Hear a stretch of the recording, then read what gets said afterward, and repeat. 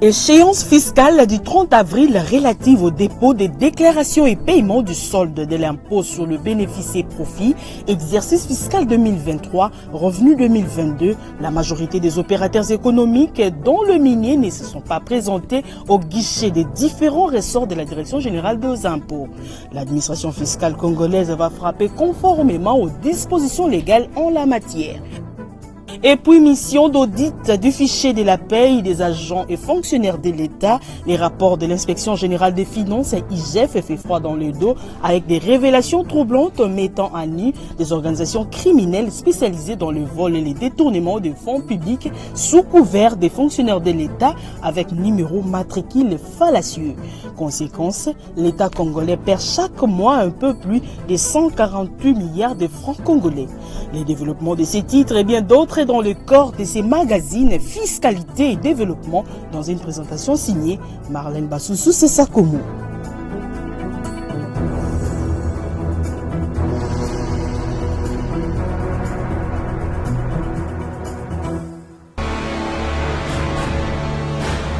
Agence Galaxy Media, la passion de développer la RDC. C'est avec beaucoup de plaisir que je vous présente ces nouveaux numéros de Fiscalité et Développement, magazine d'information économico-financière et questions de développement en République démocratique du Congo. Le directeur général des impôts, Barnabé Mwakadi-Mwamba, était vendredi 28 avril 2023 au centre des impôts de Kinshasa et à la direction des grandes entreprises DGE pour s'assurer du bon déroulement des opérations du dépôt des déclarations du solde de l'impôt sur les bénéfices et profits IBP en rapport avec l'échéance fiscale du 30 avril 2023. Jocelyn Babalumba et Fafamaki Toudouma étaient dans la suite du patron des impôts pour les comptes de votre magazine Fiscalité et Développement. Voici les reportages rendus par Myriel Makessi-Lutina. C'est ici, au centre des impôts de Kinshasa, que le directeur général des impôts, Barnabé Mwakadi-Mwamba, a commencé sa tournée.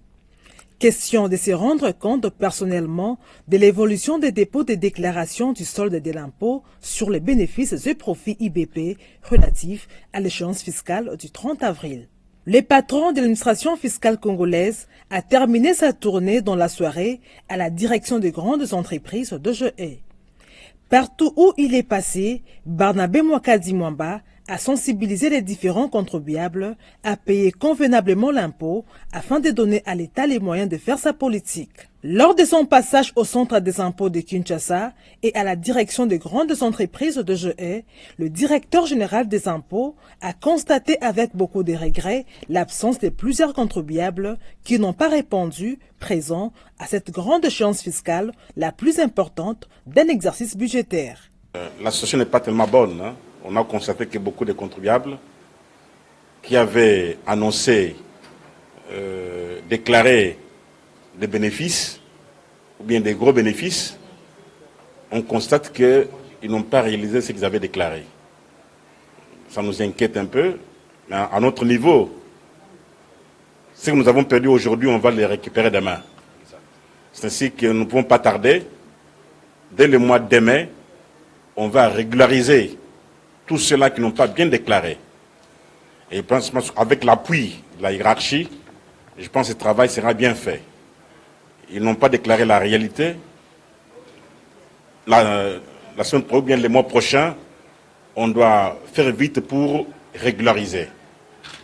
À notre niveau, c'est l'expérience. Nous n'avons pas vraiment à nous inquiéter là-dessus, sachant très bien que on va récupérer, nous serons dans les bons.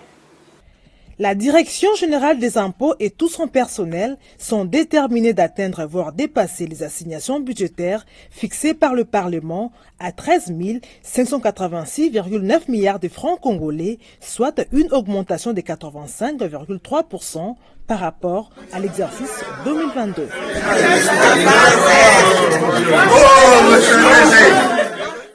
La Direction générale des impôts DGI a conclu jeudi 27 avril 2023 dans la soirée Au cabinet du ministre des Finances, des protocoles d'accord avec 2 régies financières provinciales, à savoir la Direction générale de recettes de Kinshasa et celle du Congo central.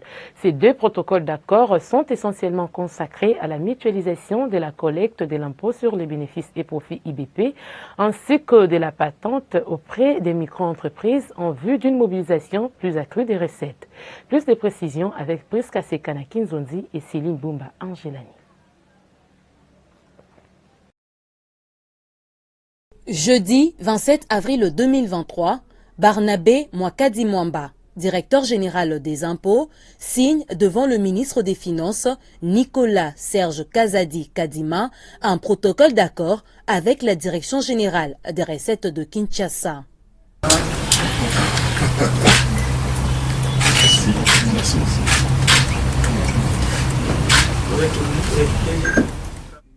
Toujours au cours de la même soirée, s'en suivra également la signature du protocole d'accord entre la DGI et la Direction générale des recettes du Congo central.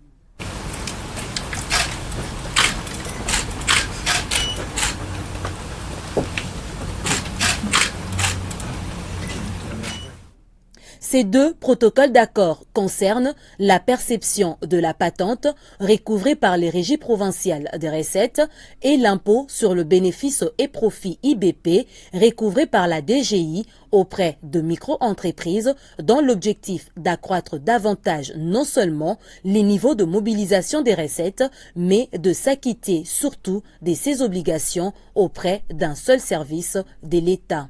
Le bien fondé de ce protocole est que ça devait nous permettre, nous la DGI, de mobiliser plus de recettes pour les micros et les petites entreprises, étant donné que les provinces ont plus une emprise sur ces petites entreprises. Donc ils les connaissent mieux, ils ont un répertoire un peu plus élaboré que le nôtre et ils vivent avec eux au quotidien.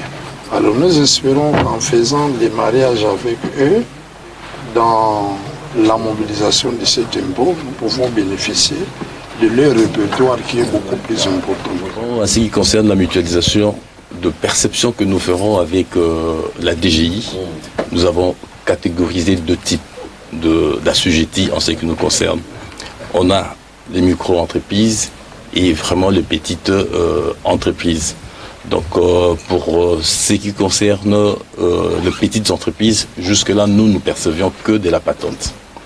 Alors, le fait qu'on va mutualiser nos efforts, on va mutualiser la perception sous forme d'un guichet unique, nous espérons là pour nous essayer d'agrandir notre assiette et essayer de cerner jusqu'au plus bas fond les assujettis qui doivent nous ramener toutes les recettes. Avant la signature de ces protocoles d'accord, la DGI percevait 50 000 francs congolais par an d'impôts sur le bénéfice et profit auprès de micro-entreprises, tandis que les régies provinciales percevaient 20 000 francs congolais par an pour la patente. Désormais, au lieu de payer 70 000 francs congolais l'an, ces protocoles d'accord ont ramené la charge globale de l'IBP et de la patente à 50 000 francs congolais l'an. Question de limiter les tracasseries dont sont souvent victimes cette catégorie de contribuables. Le mode de paiement, ça sera, disons que une déclaration unique, mais chaque province devra percevoir de son côté ce qui lui est dit. C'est-à-dire qu'au même moment, quand l'assujetti vient payer l'impôt sur les bénéfices, nous émettons les documents pour que les pouvoirs centraux perçoivent cet impôt. Et on émet également d'autres documents pour que les pouvoirs provinciaux, la province perçoive la patente. Nous, en étant des pouvoirs centraux, nous prenons la plus grande charge de la gestion de cet impôt, 70% des dépenses, et les provinces prendront 30% des dépenses.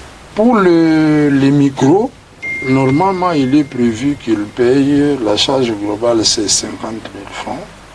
Dont 30 000 francs pour la DGI et 20 000 francs pour les provinces. Que ce soit ici à Kinshasa ou à Congo central.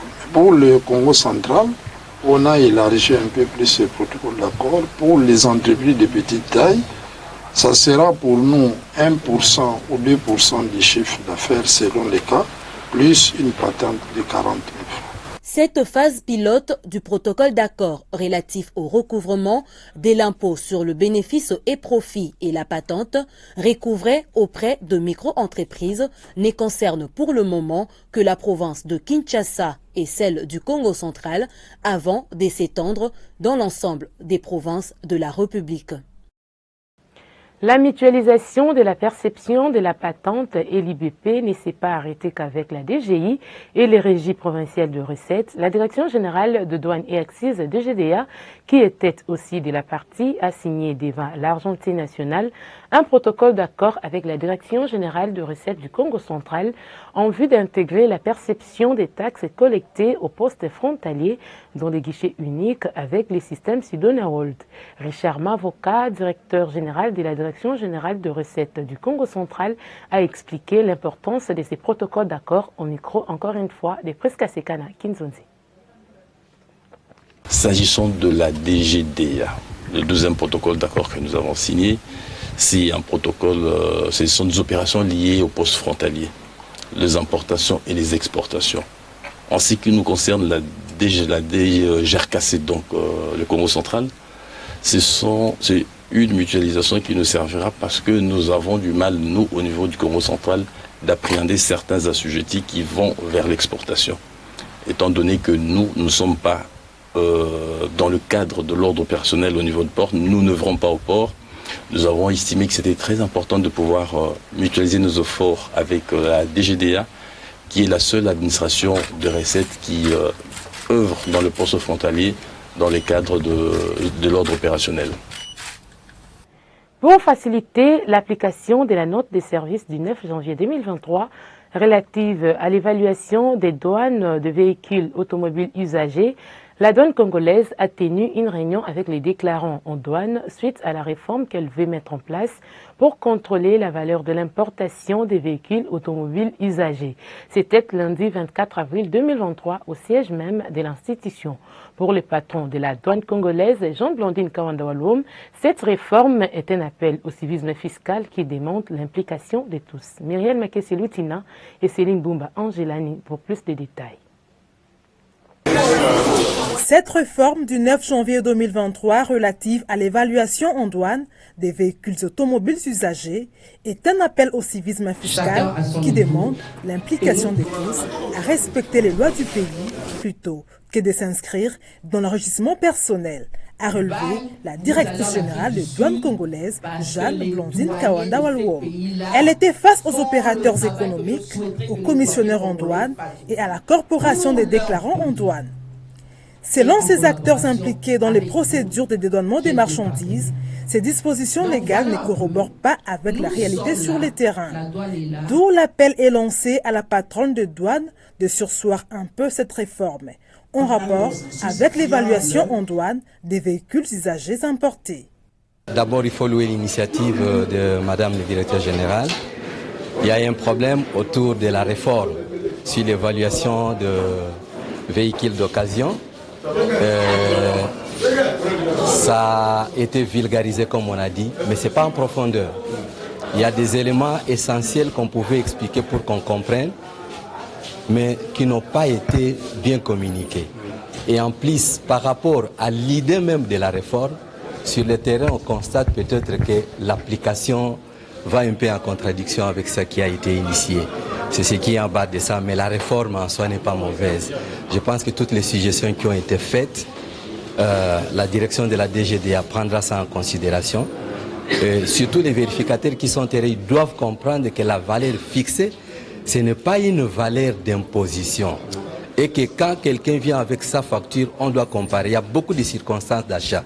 Eh bien, les véhicules d'occasion, pour ceux qui voyagent, on sait, il y a beaucoup de circonstances pour les acquérir.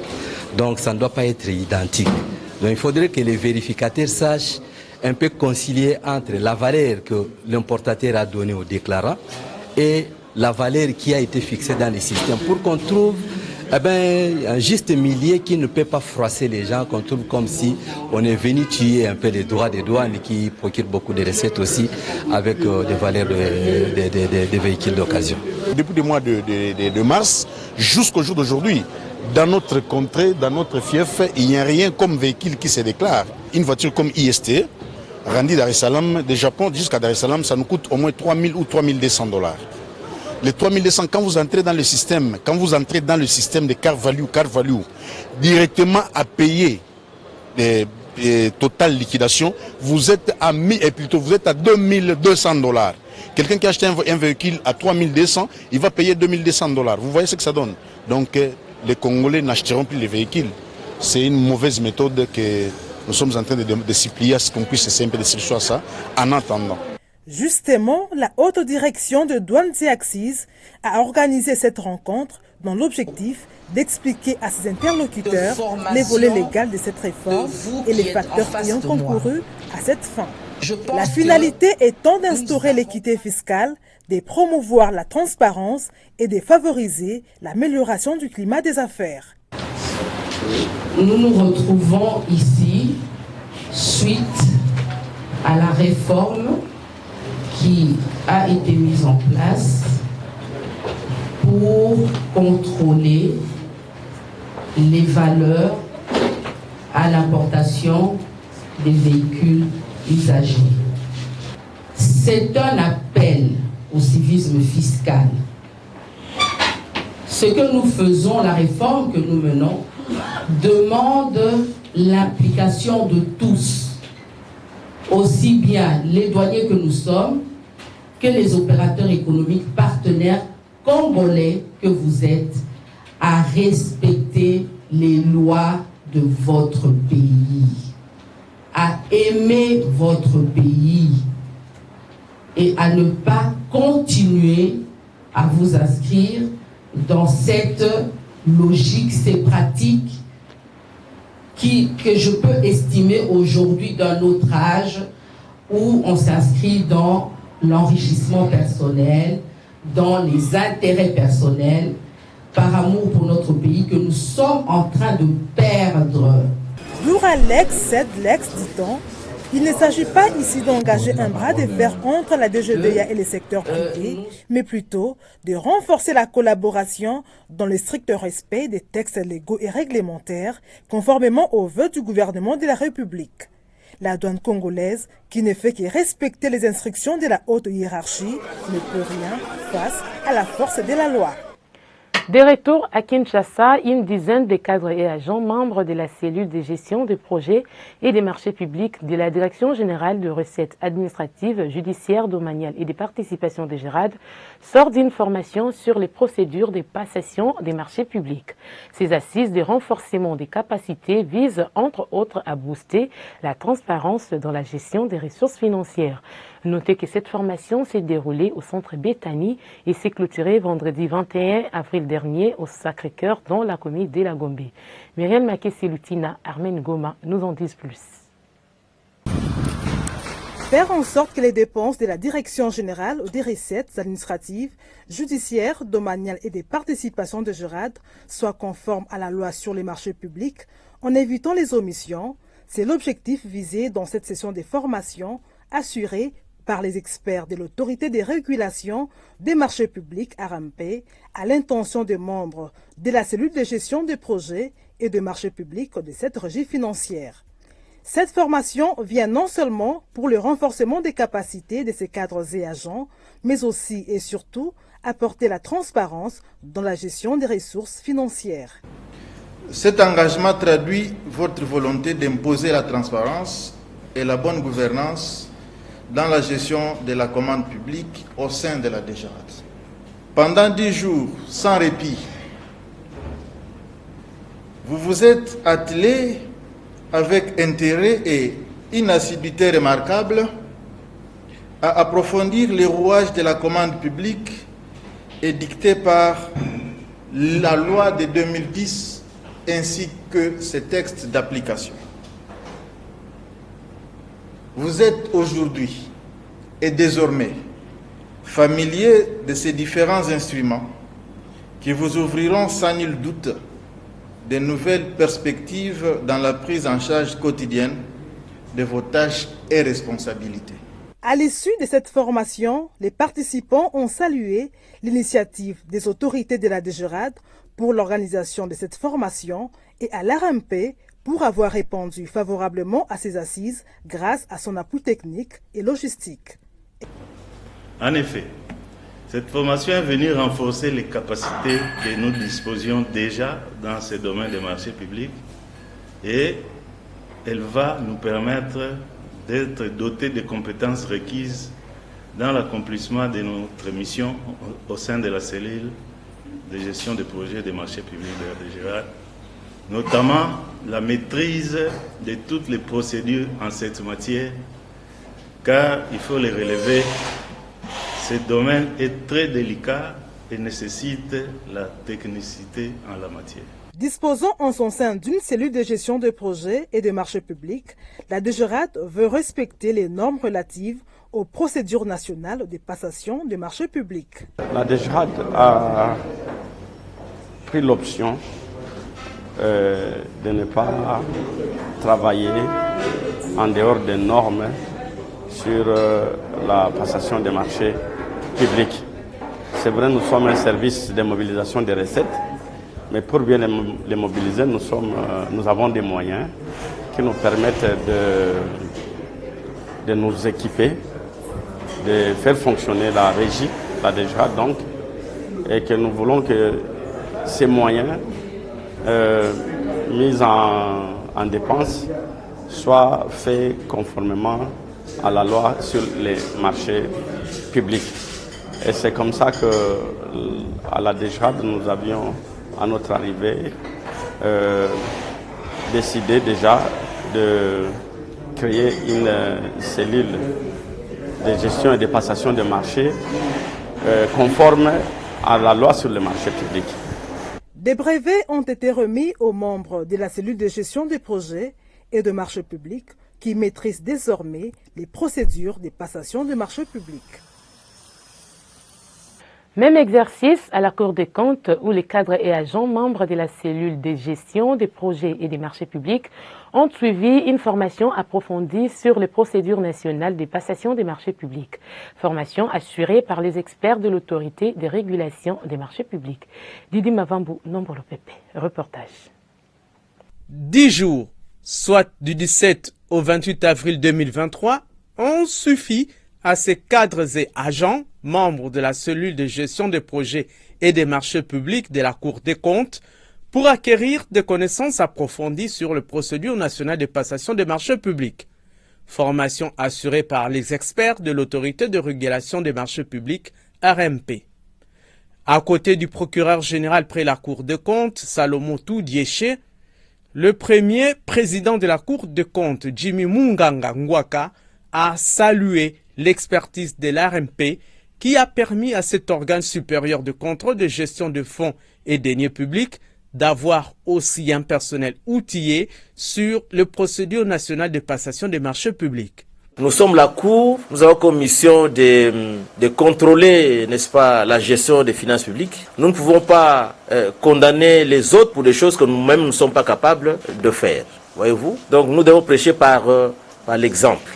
Je profite de cette occasion pour remercier l'ARMP qui nous a envoyé les meilleurs des formateurs ici, qui se sont donnés corps et âme pour vous communiquer, n'est-ce pas, le savoir, la science. Merci en tout cas pour, comment dirais-je, cette disponibilité, cette connaissance que vous venez nous transmettre. Et nous vous resterons toujours reconnaissants. En créant cette cellule de gestion de projets et de marchés publics, la Cour des comptes se conforme au décret du 28 décembre 2010 portant création, organisation et fonctionnement de la cellule de gestion de projets et des marchés publics. Nous sommes Cour des comptes, nous donnons trop de leçons, mais il faudrait qu'en commençant par nous, nous puissions être en règle par rapport aux lois qui régissent la cellule de gestion de projets et de marchés publics. Ces séminaires de formation est intervenu après la mise en place par le premier président de la Cour des comptes, Jimmy Munganga Ngwaka,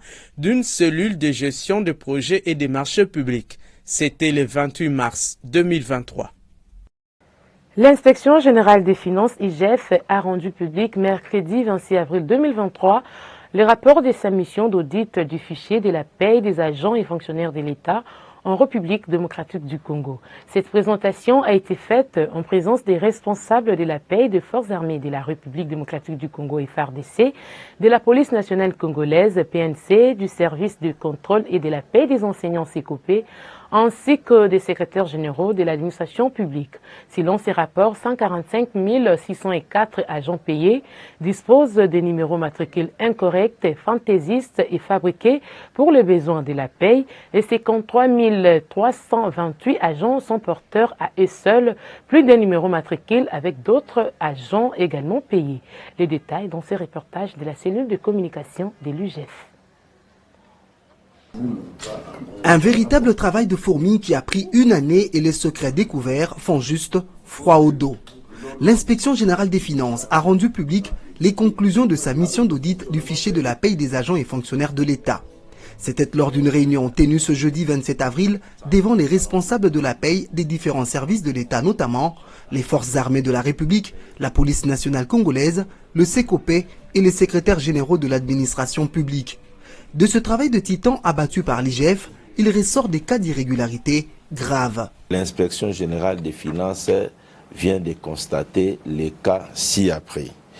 Nous avons 145 604 agents et fonctionnaires de l'État qui sont dans les fichiers de la paie avec des numéros matricules fantaisistes. Deuxièmement, nous avions constaté les cas de 53 328 agents et fonctionnaires qui disposent de plus de 2 numéros matricules dans les fichiers. Nous avions également constaté les cas de 93 356 agents et fonctionnaires de l'État qui partagent les mêmes numéros matricules avec d'autres agents de l'État. Nous avons également constaté les cas de 931 agents et cadres, particulièrement du ministère du Budget, qui étaient payés sur plus d'une liste. C'est-à-dire ce sont des gens qui se sont arrangés pour se faire payer sur plusieurs ministères au même moment. Et enfin, nous avions découvert 43 725 agents de l'État qui sont payés sur la liste des CECOPE et des forces armées de la République démocratique du Congo sans que ces agents aient été déclarés ou reconnus par leur service d'origine. C'est donc une nouvelle boîte à Pandore que vient d'ouvrir l'inspecteur général chef de service Jules Alinguete. Suite à ces fraudes massives, le Trésor public accuse tous les mois un manque à gagner d'environ plus de 148 milliards de francs congolais. Pour l'IGF, ces cas d'irrégularité seront désactivés en toute urgence et les fraudeurs mis à la disposition de la justice. Restons encore à l'IGF, l'inspecteur général des finances, chef des services, Jules Alinguete, accompagné de son adjoint, a échangé tour à tour mardi 25 avril dernier avec le caucus des députés provinciaux et sénateurs de quelques provinces du pays sur les conclusions de la mission du contrôle de la gestion de leur province. Selon Jules Alinguete, ce rapport de contrôle est dans la phase de finalisation et sera publié dès la semaine prochaine. Images et commentaires, cellule de communication et presse de l'inspection générale de finances IGF. Voulons s'informer sur les conclusions de la mission du contrôle de l'inspection générale de finances sur la gestion de leur province. Les caucus des députés et sénateurs des Haut-Ouélé a été reçu à l'inspection générale de finances ce mardi 25 avril. Le chef de service de l'IGF leur a fait savoir que le rapport de contrôle de la province de Haut-Ouélé est dans sa phase de finalisation et sera publié de la semaine prochaine. Il ressort de cette rencontre que nous avons eue avec l'inspecteur général des finances que le dossier suit son cours normal. Donc on est aujourd'hui à l'étape de l'élaboration, de la finalisation de la feuille des observations, qui sera suivie de rapport final. Bien après, c'était au tour de la délégation des députés provinciaux du Sud Kivu défouler les pieds à l'inspection générale de finances. Les 26 députés provinciaux ont été reçus par le chef de service adjoint Victor Batoubenga et les coordonnateurs Herman Yeleza. Les élus députés provinciaux du Sud Kivu ont manifesté les soucis de comprendre qu'en est-il du rapport de gestion de leur province. Après les échanges, l'IGF, qui du reste a salué cette démarche, a recommandé aux députés provinciaux, s'ils veulent obtenir les informations sur les rapports de l'IGF, il est souhaitable de notifier ces services qui, à son tour, verra de quelle manière disponibiliser les informations demandées à leur possession.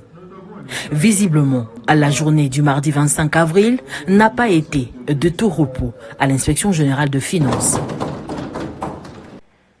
Bouclons la page IGF avec l'inspecteur général des finances, chef de service Jules Alinguetekei, qui a félicité les présidents de la République pour la signature par les membres du gouvernement de l'acte d'engagement d'éthique. Placé sous le thème « Construire une cohésion efficace et créer une dynamique de changement par la culture de l'excellence et la gestion publique axée sur les résultats du programme gouvernemental », le séminaire du gouvernement s'est tenu durant 2 jours, soit mardi 25 et mercredi 26 avril 2023 à Kinshasa. Objectif, renforcer les capacités des Warriors et de consolider la cohésion de l'équipe gouvernementale dans l'action au bénéfice de la population congolaise. Le programme de développement local des 145 territoires est de plus en plus visible sur l'ensemble de la République. Dans les Sidou-Bangui, les travaux de construction des infrastructures ont officiellement démarré et les projets avancent normalement dans tous les 4 territoires de cette province sous la coordination de la cellule d'exécution des financements en faveur des États fragiles CFF. Ce programme qui consiste à promouvoir le développement à la base a été initié par le chef de l'État, Félix Antoine Tshisekedi Tshilombo, sous la mise en œuvre du gouvernement Sama Lukonde. Didi Mavambu, Landry Nyangi pour plus de précisions.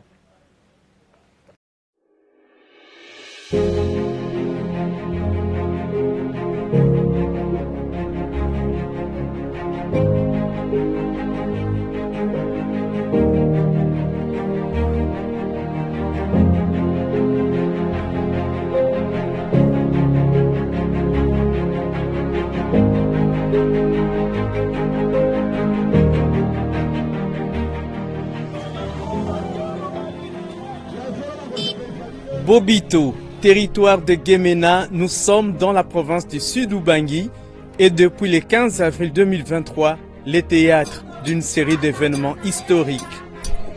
Pour la toute première fois de leur existence, les habitants de cette contrée vont devoir vivre la matérialisation de la promesse d'un chef d'État, en l'occurrence Félix Antoine Tshisekedi Tshilombo, sous la mise en œuvre du gouvernement Sama Lukonde.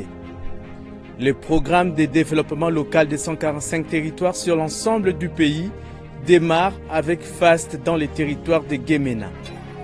C'est le gouverneur de province Jean-Claude Mabenze qui donne personnellement le go de ces projets gigantesques en présence des membres du gouvernement provincial, des élus provinciaux, des chefs des territoires, des autorités politico-administratives et coutumières, des acteurs de la société civile ainsi que de la population principale bénéficiaire de ces programmes. Bobito ezalaki centre commercial moko très important.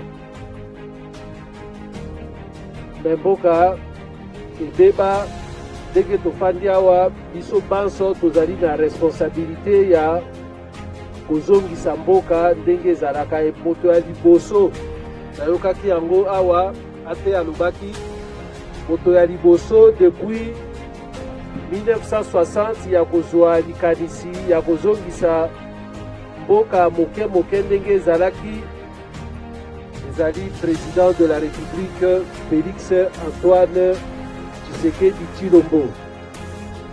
Yango lelo bomoni biso awa toponi Bobito na kati ya Sud-Ubangi mobimba mpona kolancer officiellement programme ya développement local et à 145 territoires. Ainsi, 43 nouvelles infrastructures sont à construire dans les territoires de Guémena, Boudjala, Kungu et Libenge, parmi lesquelles 23 écoles primaires, dont 4 à Guémena, 8 à Kungu, 5 à Boudjala et 6 à Libenge, 15 centres de santé, dont 5 à Guémena, 2 à Kungu, 5 à Boudjala et 3 à Libenge, et 4 bâtiments administratifs à raison d'un bâtiment par territoire. Je m'occupe de la surveillance et des contrôles des travaux. Avec les 2 mois qu'on a fait, nous avons fini la fondation. Nous sommes sur l'élévation du hall de causerie et le bâtiment principal du centre de santé. C'est ce qui a avancé jusque-là. Après, si on finit, c'est bientôt, on part, on fait les sanitaires. Ouais, ça fait déjà 2 mois que nous sommes ici. Nous sommes ici depuis le mois de février. Ouais, nous évoluons avec les travaux qui sont là derrière moi, vous voyez déjà. Des travaux qui se font sous la houlette de la cellule d'exécution de financement en faveur des États fragiles CFF, représentée par le chargé des opérations Jean Chikuna Mulumba. La plupart des travaux ayant débuté au mois de février, bien que le lancement intervienne maintenant de l'année en cours, les entreprises ont 5 mois et demi pour terminer les travaux de construction et équipement des infrastructures afin de procéder à leur réception au plus tard à la fin du mois de juillet 2023, conformément aux différents programmes prévisionnels d'exécution des travaux. Je sollicite l'accompagnement des autorités portugaises administratives et coutumières, les honorables députés, les services de sécurité, les leaders religieux et d'opinion, ainsi que la société civile d'apporter leur appui, accompagnement et toutes les facilités administratives nécessaires pour la réalisation des travaux. La cérémonie de ce jour marque une phase décisive dans la problématique du développement équitable, équilibré, uniforme de nos territoires, facteur de cohésion de l'État-nation. Ainsi, le territoire de Guémena réitère son attachement indéfectible à la personne du chef de l'État, président de la République, et invite tous les 3 autres territoires d'emboîter le pas. Dans 6 mois, les entreprises qui exécutent les travaux devront livrer toutes les infrastructures. Des écoles, des 6 salles de classe, des centres de santé et des bâtiments administratifs modernes et équipés sont en train de sortir des terres pour le bonheur des communautés locales. Comme vous venez de les suivre, le programme de développement local des 145 territoires avance normalement dans le Sud-Bangui à la grande satisfaction des différentes communautés locales. Une fois de plus, retrouvons Didi Mavambo Nombolo Pepe et Landry Nyang Lostiné dans ces reportages.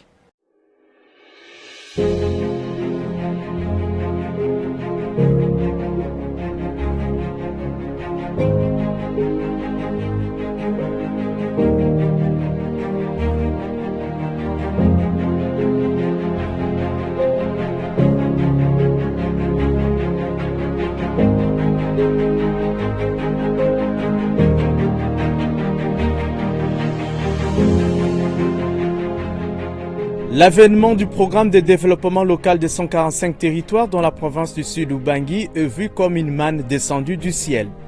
Car dans le passé, jamais les populations de cette partie du territoire national n'avaient vécu une réalité de cette envergure.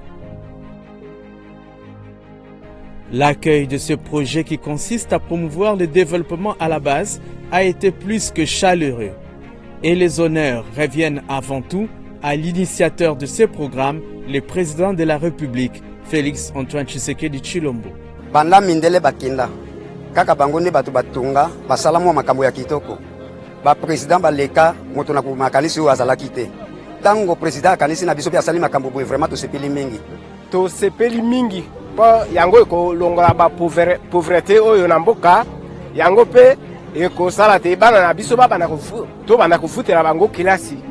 Chômage ekozala pe mingi te, moyibi ekozala te.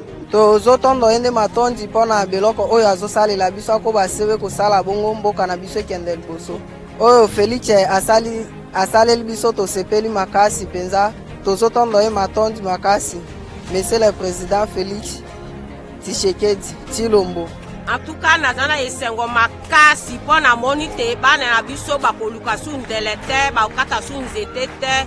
Ata soki mbula inuki tokozala kaka na classe na pesi merci mingi na moto atindeli biso mosala oyo te esalema na epe bokangandwa eko résoudre problème na biso makasi po ekosala te centre ya examen d'état ekoki kozonga awa soki effectif eza ebele na bominenge bakimaka biso awa aporte tozalaki na ndako ya malamu te ndenge tozwi ndako ya malamu centre ya l'ENAFEP ekozonga awa exeta bakokabola effectif une partie ekoya mosu awa na epe bokanga droit. Mama na likambo toyeleli eza par rapport na projet na biso oyo eye ya 145 territoires et to meki ko mayola mwa makambo ebele na kati iloko isepelisinga koleka eza komona vision ya chef de l'État oyo asepeli pour accompagner province na biso ya Sidou Bangi na construction ya ba bâtiment oyo etali d'abord santé na biso parce que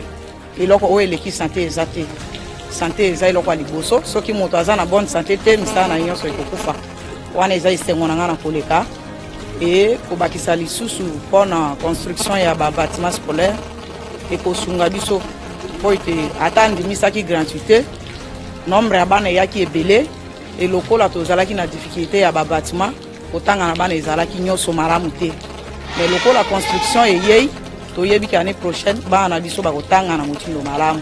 Nous tenons à dire un coup de chapeau à son excellence monsieur le président parce que le président en étant mis en œuvre cette politique de développement local, ce qui veut dire qu'il rêve un changement rationnel et durable à tous les niveaux et surtout pour bannir les inégalités socio-économiques qui a érigé domicile dans notre pays pendant beaucoup des années. Tosepeli makasi na isengo po pasi izo ya ipana biso izo tozana hôpital ya monene te na tandala moyen te to uta ato kende tiku na tandala ezo zala te mais biso tozana siri po te bino boya na hôpital ya monene bo vandisa ipabwe po bana bazo souffrir mingi pasi ya libumu kozanga makila kosa kosu ndenge mabe mais biso tosepeli na hôpital na bino boye ko présenter nde pabwe po te liboso nini. Ce bâtiment va nous servir à accueillir normalement le malade parce que c'est un bâtiment qui répond au modèle, aux normes et nous croyons qu'avec ce que nous avons maintenant, si nous terminons ce bâtiment, nous allons faire plus que ça parce que là-bas nous travaillons en cascade et aujourd'hui nous aurons un beau bâtiment qui répond vraiment aux normes de travail. Dans le cadre de la mise en œuvre du programme de développement local de 145 territoires, dans les 7 provinces sous la juridiction et gestion de la cellule d'exécution de financement en faveur des États fragiles CFF, dont la province du Sud Ubangi, il est prévu dans la composante 1 le développement des infrastructures socio-économiques de base ainsi que la réhabilitation de 2371 km de routes de desserte agricole. Et dans sa composante 2, la promotion du développement des économies rurales et des chaînes de valeur. Nazana esengo makasi puisque eloko ya boye mvula ebele ezosala matin. Bongo eloko ya boye nazo souhaiter que son excellence monsieur le président de la République na eloko asali nazo pese mokakoswa pe a continuer mosala na ye nzambe soki asungi a continuer deuxième mandat. Epa nanga kuna hôpital eza mais batongi ya sika école ya sika biloko ya sika ekomi makasi kati na groupement na nga tosepeli kuna makasi yango nde omoni ke na uti tandala ti na ye kopesa merci epai ya gouverneur na président de la République. C'est un motif de satisfaction, un motif aussi de reconnaissance envers le chef de l'État parce que depuis le départ de l'homme blanc, nous avons aujourd'hui un chef de l'État qui, dans sa pensée, a émis le vœu de voir le développement de ces 145 territoires en offrant à ces 145 territoires des infrastructures dignes de leur nom. Et si la population bénéficie d'un projet, d'un chef de l'État, je pense que dans les jours à venir, cette population ne peut rester ingrate face à celui qui a initié ces projets. À travers ces travaux de construction et équipement de nouvelles infrastructures qui se font sous la coordination de la cellule d'exécution de financement en faveur des États fragiles, CFF, les communautés locales du Sud Ubangi sont en train de vivre une réalité qui va systématiquement transformer leurs conditions de vie au quotidien. Non coupable, c'est le verdict prononcé par le tribunal militaire de Kinshasa-Gombe à l'issue du procès qui a mis en accusation Le lieutenant Kinkele Kibindu Stone, garde des corps du directeur général du FPI, et le capitaine Luamba Soumali Papi, garde des corps du coordonnateur de la direction générale du FPI. Ces deux éléments de la police nationale congolaise étaient poursuivis pour meurtre présumé de José Moulamba Katambwe, agent du FPI, mort le 14 octobre 2022 des suites d'une chute à l'immeuble de cette institution dans la commune de la Gombe. Regardez. Ce jugement rendu ce mardi 25 avril 2023 vient mettre fin à un épilogue qui a duré plusieurs jours d'instruction et de plaidoyer au tribunal militaire de Kinshasa-Gombe dans l'affaire opposant Madame Lukanou Mutombo Rose, épouse du défunt Moulamba Katambwe José, assistant du directeur général adjoint du Fonds de promotion de l'industrie, le jour de sa mort, soit le 14 octobre 2022, contre le lieutenant Kinkele Kibindu Stone, garde du corps du directeur général du FPI, et le capitaine Luamba Soumaili Papi, garde du corps du coordonnateur de la direction générale du FPI. Les deux prévenus étaient accusés de meurtre. Les faits à retenir sont que le tribunal militaire a écarté l'infraction de meurtre telle que soutenue par le ministère public qui brandissait comme preuve le rapport d'autopsie réalisé avec le concours du médecin légiste du Bureau conjoint des Nations Unies pour le droit de l'homme. Concernant ce rapport, le tribunal note qu'il a démontré des insuffisances par rapport au témoignage des renseignants. Toutes les preuves avancées par le ministère public ont manifesté des limites et ont nécessité des approfondissements à renseigner le tribunal. Devant toutes ces évidences, le tribunal militaire de Kinshasa-Gombe écarte l'infraction de meurtre en l'endroit des prévenus Kinkele Stone et Papi Luamba et a ordonné leur libération immédiate. Vu le code pénal ordinaire congolais, livre 2e, en ses articles 43, 44 et 45, vu le code civil congolais, livre 3e, en ses articles 258 et 260, alinéa 3, à la question de savoir si les prévenus si on nommés sont coupables de l'infraction de meurtre mise à leur charge à la majorité de voix de membres par scrutin secret, le tribunal répond par non. À celle de savoir s'il y a lieu de leur appliquer la sanction pénale et une peine complémentaire, le tribunal répond également par non. Disant droit de l'action publique, le tribunal dit non établi en fait comme en droit l'infraction de meurtre mise à charge de prévenir Luamba Soumaili Papi et Kinkele Kibindu Stone les déclare non coupables, en conséquence prononce leur acquittement, mais les frais de la présente cause à charge. Quelles sont les tendances des cours des principales matières premières sur les marchés internationaux au deuxième fixing du samedi 29 avril 2023? La réponse dans ces commentaires de Didi Mavambo Nombolo Pepe Frédéric. Tendance haussière pour le cours du pétrole qui a clôturé la semaine au vert. À New York, le baril de l'or noir s'est négocié à 76,73 $ avec une augmentation de 2,46% et à Londres à 79,51 $ avec une hausse de 1,57%. Les gaz naturels également a bouclé la semaine en hausse de 0,50% en se négociant à 241 $ le kilowattheure.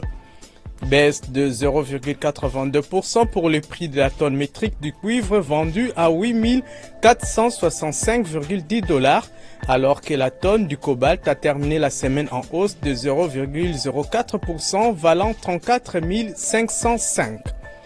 Stabilité avec tendance haussière pour le cours de l'or, négocié à 1989,05 $ l'once, 117 $ la tonne du fer, 45 000 $ pour la colombite et 150 000 $ pour la tonne de la tantalite. Hausse de 0,92% pour le cours du lithium vendu à 1312 $ la tonne. 23 651,50 $, c'est le prix de la tonne du nickel. Côté principaux produits céréaliers, le maïs est vendu à 636 $ la tonne, soit 0,20% de hausse. Même tendance pour le cours du riz qui a terminé la semaine en hausse de 0,61% en se négociant à 17,39 $ la tonne. Baisse de 0,52% pour les blés négociés à 620 $ la tonne. Bond de 49,18% pour les prix de la tonne du café valant 186 $. Tendance à la hausse aussi pour le cours du cacao négocié à 2937 $ la tonne, soit 26,70% de hausse. Baisse par contre de 23,58% pour les prix du coton négocié à 78 $ la tonne à la clôture de la semaine.